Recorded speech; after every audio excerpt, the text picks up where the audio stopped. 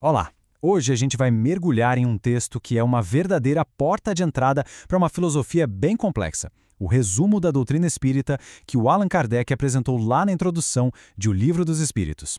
Vamos juntos desvendar os conceitos que são a base de todo esse pensamento.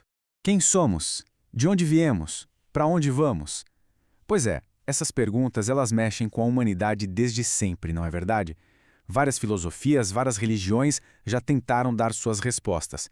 O que a gente vai ver aqui é como a doutrina espírita propõe um caminho para a gente tentar decifrar esses enigmas, começando pelo ponto de partida de absolutamente tudo. No coração dessa filosofia está a busca pela causa primária, a origem de todas as coisas.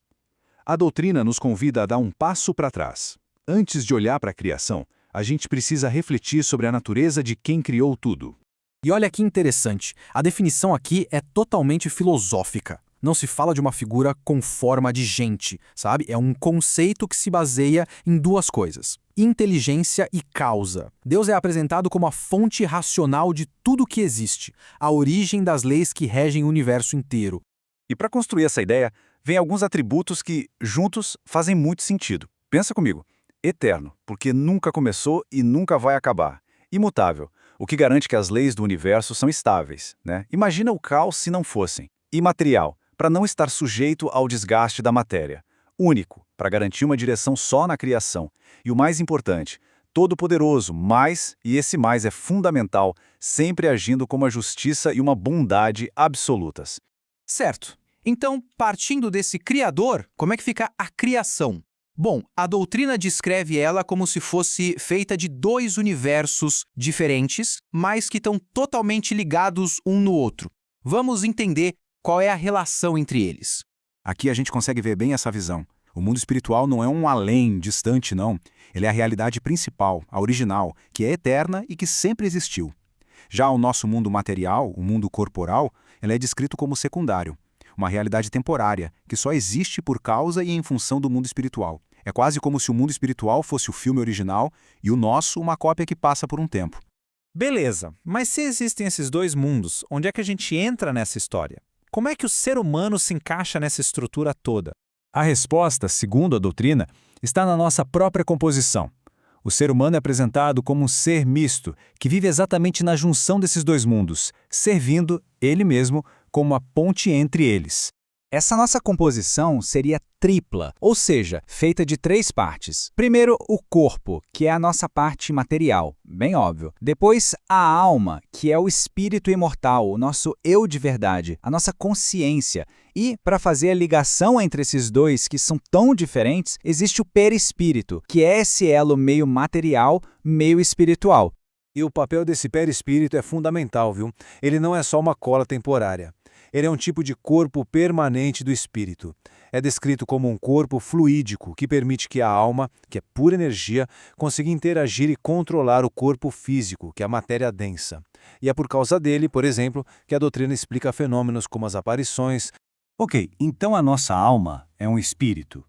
Mas a doutrina diz que nem todos os espíritos são iguais, muito pelo contrário. Eles estariam em diferentes estágios de uma longa jornada de evolução, formando uma espécie de escada baseada no progresso moral e intelectual de cada um. De forma simples, dá para a gente pensar em três grandes grupos, ou ordens. Lá na base estariam os espíritos imperfeitos, ainda muito apegados às paixões, ao orgulho, ao egoísmo.